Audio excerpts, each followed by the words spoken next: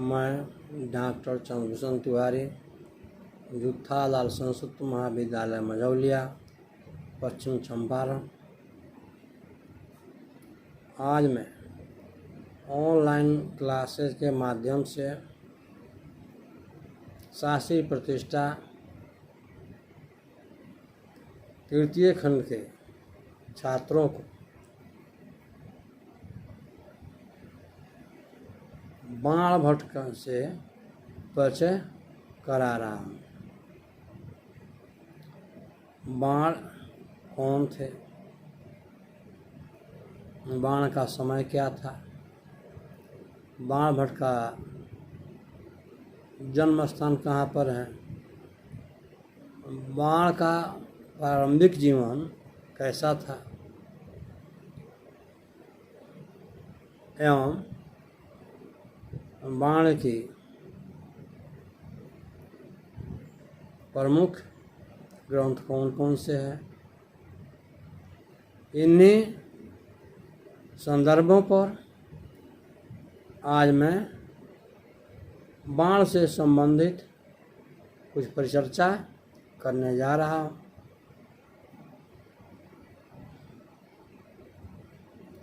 जैसा कि हम जानते हैं कि प्राच्य काल में हमारे आचार्य, विद्वान, नाटककार, कवि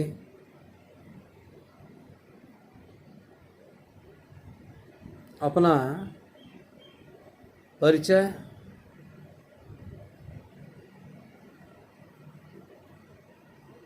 नहीं प्रदर्शित करते थे, लेकिन बड़ी खुशी की बात है कि बाणभट्ट ने अपने ग्रंथों में स्वयं का परिचय प्रस्तुत किया है। यह हमारे साहित्य और छात्रों के लिए अत्यंत सुविधाजनक है, क्योंकि हम देखते हैं कि संस्कृत कवियों के समय काल का निर्धारण करना एक कठिन तपस्या के समान है। जैसा कि अभी हम लोग कालिदास का देखें, अनेक विद्वानों ने अपने अलग अलग के तर्क दिए हैं। ठीक उसी प्रकार उनके समय के संबंध में ये अलग अलग व्याख्याएं की गई है, लेकिन आज हम देखते हैं कि इसे लेखक ने, बाणभट्ट ने जो अपना काव्य या ग्रंथ प्रस्तुत किए हैं, उनमें उन्होंने स्वयं अपना परिचय प्रस्तुत किया है, जिससे हमारे छात्रों के लिए अत्यंत ही सुगम है। जैसा कि संस्कृत साहित्य के अध्ययनोपरांत देखा जाता है कि बाण, जैसे आज लोकाचार के भाषा में लोग कहते हैं वो अमुक व्यक्ति बहुत बाण है, अर्थात समाज का घृणित है, समाज का उपेक्षित है। ठीक उसी प्रकार बाणभट्ट के बाल्यपन की भी कथाएं या दंत कथाएं उससे मिलती जुलती है, क्योंकि जन्म के पश्चात उनकी माता चल बसी थी, जिससे इनके लालन पालन में बहुत से बाधाएं उत्पन्न हो रही थी। उन बाधाओं को शमन करते हुए बाणभट्ट के पिता ने स्वयं इनका लालन पालन किया। संस्कृत साहित्य के अध्ययनोपरांत यह सुविदित है कि बाणभट्ट के पिता पितामह या पूर्वज भारतीय संस्कृति और भारतीय वेद विज्ञान से पूर्ण रूपेण परिचित थे। ये परिचित ही नहीं थे बल्कि भारतीय वेदांगों में निपुणता प्राप्त किए हुए थे। उन्हीं के संस्कारों के फलस्वरूप सारी विघ्न बाधाओं को टालते हुए बाणभट्ट ने अपनी प्रसिद्धि प्राप्त की है। जो बाल्यकाल में माता पिता के नहीं रहने के कारण ग्रामीण बच्चों के साथ जत्र तत्र आवारापन कार्यों में संलग्न रहते थे, वहीं बाणभट्ट विवाहोपरांत एक सभ्य सुशोभित व्यक्ति बन गए हैं। उन्होंने इन अमर कृतियों को कृतार्थ करने का सफल प्रयत्न भी किया है।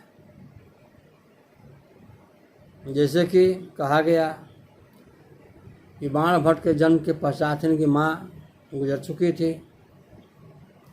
ठीक उसी प्रकार बाणभट्ट के 14 वर्ष आते आते अर्थात बाणभट्ट जब 14 साल के हुए उनके पिता भी स्वर्गवासी हो गए। अर्थात माता पिता का दोनों के लाड़ दुलार से बाण वंचित रह गए। फिर भी इन्होंने लगन परिश्रम से अपनी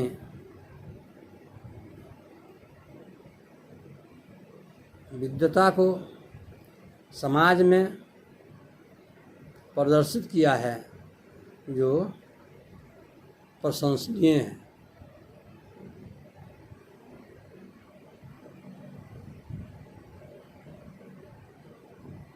क्योंकि हम जानते हैं कि बाण का आश्रयदाता हर्षवर्धन का परिवार था। हर्षवर्धन स्वयं थे और यह विदित है कि हर्षवर्धन कनौज के राजा थे। अर्थात उस राजघराने से इनका अच्छा संबंध था।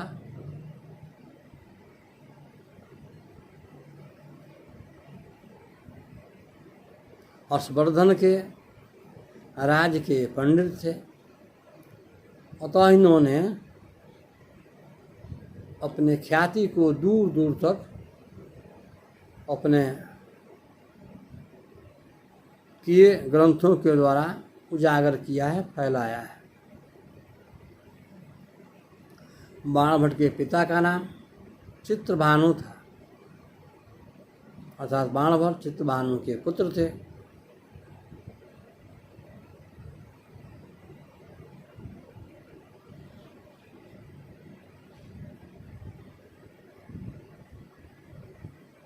संस्कृत साहित्य के अध्ययन के पश्चात यह सिद्ध होता है कि बाण के पूर्वज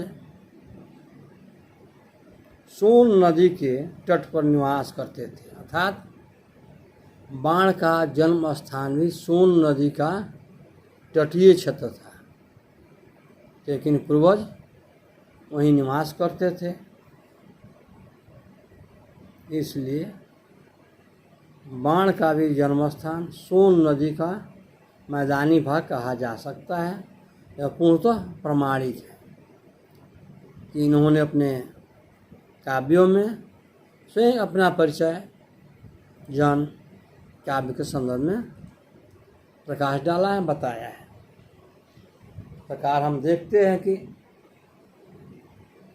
बाणभट्ट ने सारी बाधाओं को पार करते हुए अपने उज्ज्वल काव्यों को जो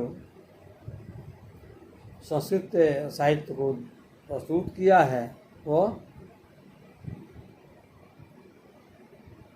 अतीव महत्वपूर्ण ग्रंथ है।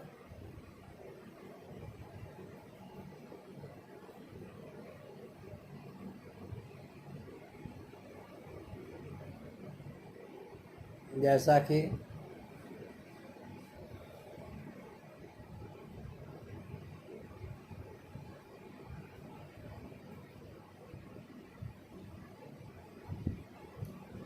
हमने यह बताया कि बाणभट्ट का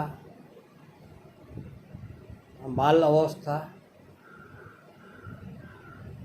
दुखों में, दरिद्रता में या गांव के कुछ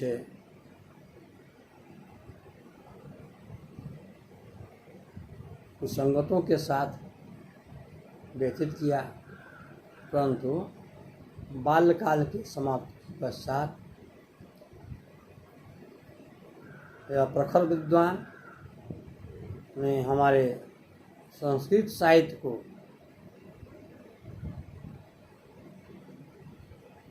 इतना नज़दीकी से देखा, संस्कृत साहित्य पर बाण का इतना न प्रभाव पड़ा कि संस्कृत साहित्य के विद्वानों ने बाणभट्ट के कादम्बरी के अध्ययन के पश्चात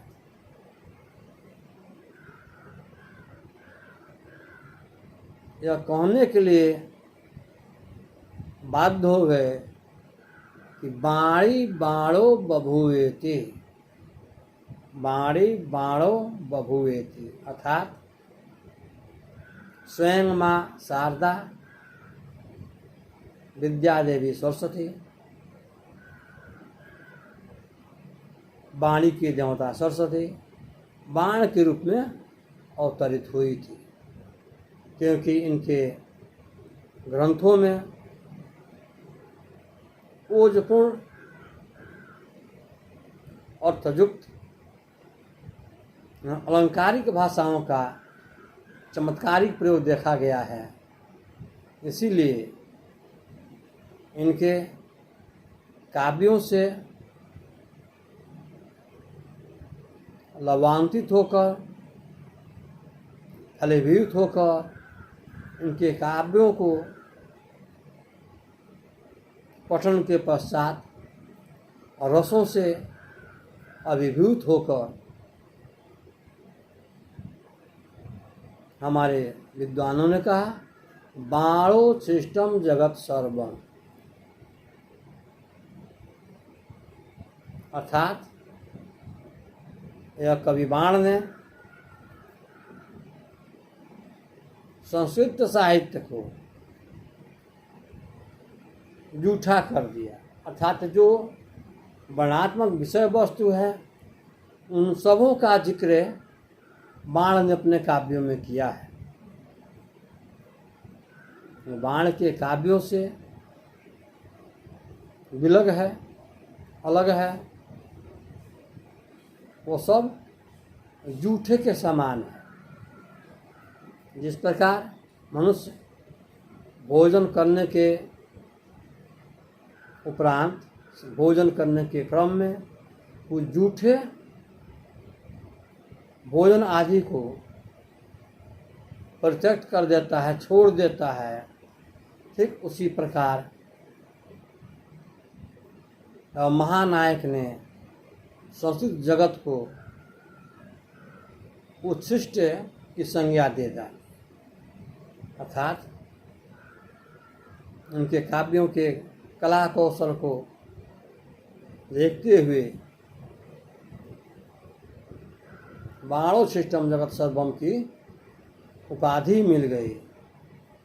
इस प्रकार हम देखते हैं कि जो बाणभट्ट बालपन में आवारा थे, लफंगा थे, वहीं अपने जीवन के उत्तरार्ध में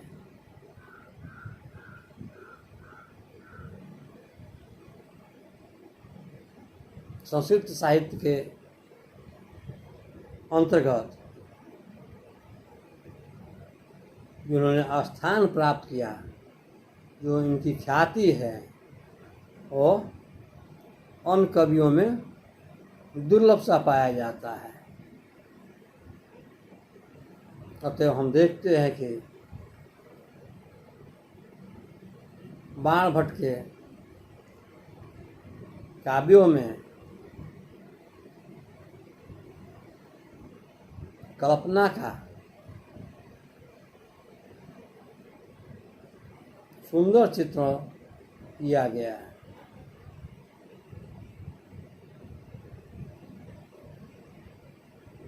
जैसे वेदों में पुनर्जन्म की व्याख्याएं आई है, मारण, मोहन, उच्चाटन, सम्मोहन और पुनर्जन्म की बातें आती है, तो उस प्रकार बाणभट्ट के कादंबरी में और सुकनास के पूर्व जन्म के वृत्तांतों को दर्शाया गया है।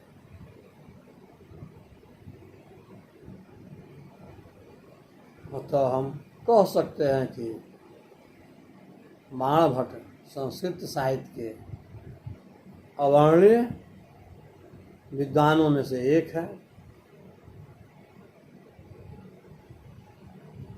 जिन्होंने अपने काव्य के द्वारा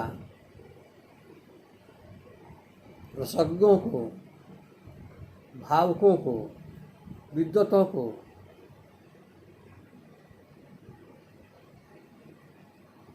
अपने भाषा की रसों से पूरित कर दिया है, भर दिया है। इसीलिए इनकी जो प्रमुख रचना है कादंबरी, वो अतीव ही ख्याति प्राप्त ग्रंथ है।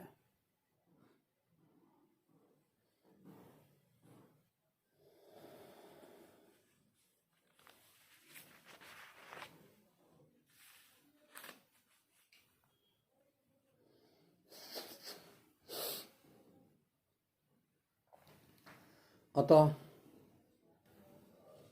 इनके काव्य ग्रंथों को देखते हुए, जैसा कि शुरू में ही बताया गया कि बाणभट्ट राजा हर्षवर्धन के सभा के पंडित थे, और तो इनका हर्षवर्धन के समान ही राशि ठाठ बाट देखने को मिलता है।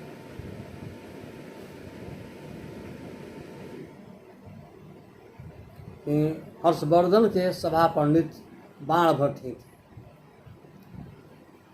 क्योंकि हर्ष का समय, राज्याभिषेक का समय 606 ईस्वी माना गया है। हर्षवर्धन का राज्याभिषेक राज का उत्तराधित्य बनाया जाता है, राजा नियुक्त किए जाते हैं, तो 606 ईस्वी में हमारे विद्वानों ने बताया है। अतः उस समय बाणभट्ट मौजूद थे, अतः इनका साक्ष्यों के आधार पर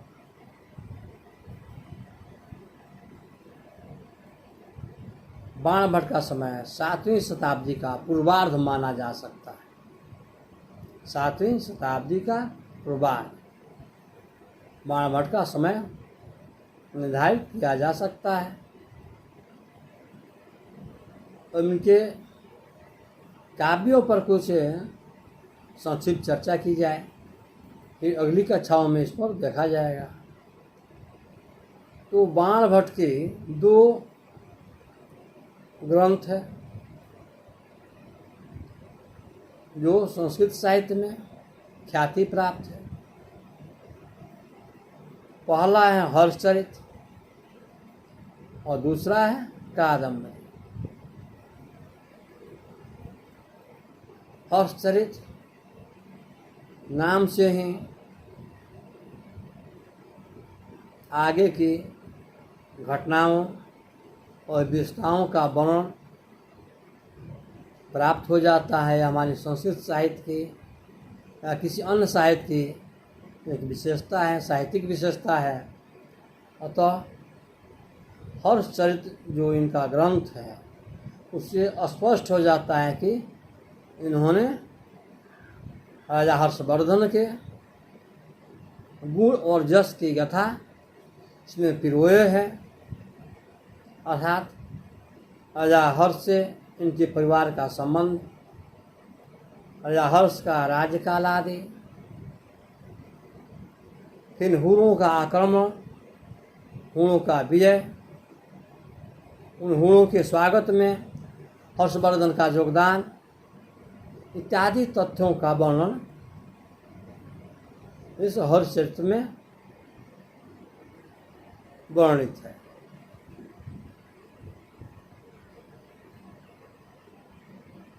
दूसरी जो इनका प्रमुख ग्रंथ है वह है कादम्बरी।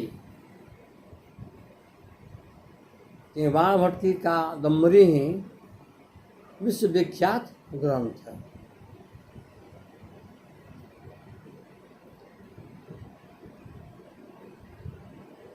इन दो रचनाओं के अतिरिक्त कतिपय विद्वानों ने कुछ अन्य रचनाओं को भी बाण भट्ट की रचना मानते हैं।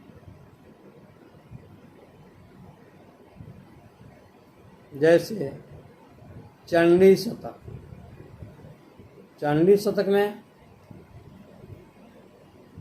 बाण भट्ट ने 100 श्लोकों के द्वारा माँ दुर्गा के स्तुति का श्लोकों में वर्णन किया है। अर्थात चंडी शतक में 100 श्लोकों के द्वारा बाण भट्ट ने माँ दुर्गा की अर्चना की है, पूजा की है, जिसका नाम चंडी शतक रखा गया है। यह बाण भट्ट की रचना है। दूसरा है मुकुट ताड़ितक, जो यह पुस्तक अपर्याप्त है, आज उपलब्ध नहीं है।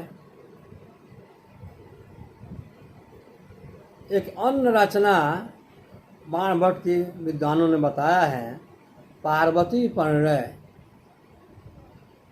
अर्थात महादेव शिव की पत्नी पार्वती के परिणय अर्थात पार्वती के विवाह की गाथाओं का इसमें वर्णन किया गया है। फिर भी हम देखते हैं कि इन काव्यों पर कतिपय विद्वानों ने अपने तर्क वितर्क दिए हैं। कुछ विद्वानों का कथन है यह 3 पुस्तक बाण भट्ट की रचना है, तो कतिपय विद्वानों का कहना है यह बाण भट्ट की रचनाएं नहीं है, यह बाद में किसी कवि ने लिखा जो बाण भट्ट के नाम से जोड़ दिया गया है। फिर भी जो इनकी 2 प्रमुख ग्रंथ हैं हर्षचरितम एवं कादम्बरी, वो पठनीय है, छात्रों के लिए कल्याणकारी है।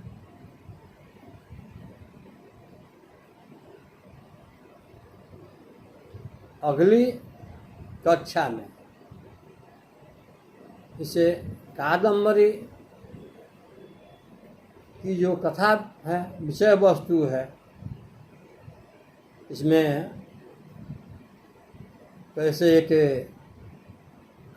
सुख आता है, वो अपने 3 जन्मों की कथा को सुनाता है, और राजा को क्या होना चाहिए, कैसे रहना चाहिए, कोई जौवन राजा जुआ राजा में यदि धन दौलत है तो कौन कौन से विकार आते हैं, यह बहुत ही प्रशंसनीय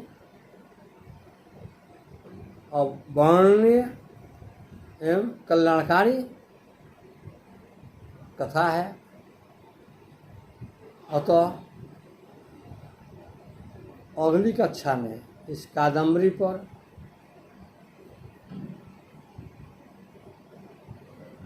चर्चा की जाएगी।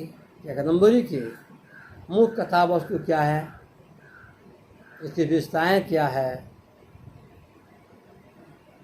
इत्यादि तथ्यों पर अगले कक्षा में परिचर्चाएँ की जाएगी। अतः आज की कक्षा में हम लोगों ने देखा कि बाण कौन है,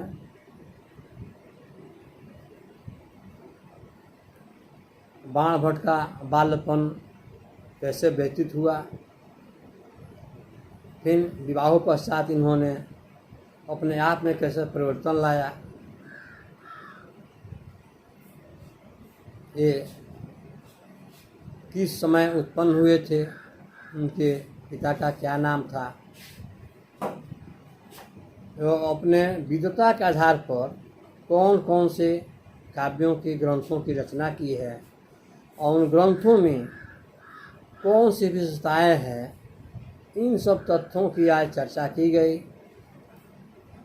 अगले कक्षा में मैं बाण भट्ट के कादम्बरी और अन्य बिंदुओं की परिचर्चा करूँगा। जय हिंद, जय तू संस्कृत।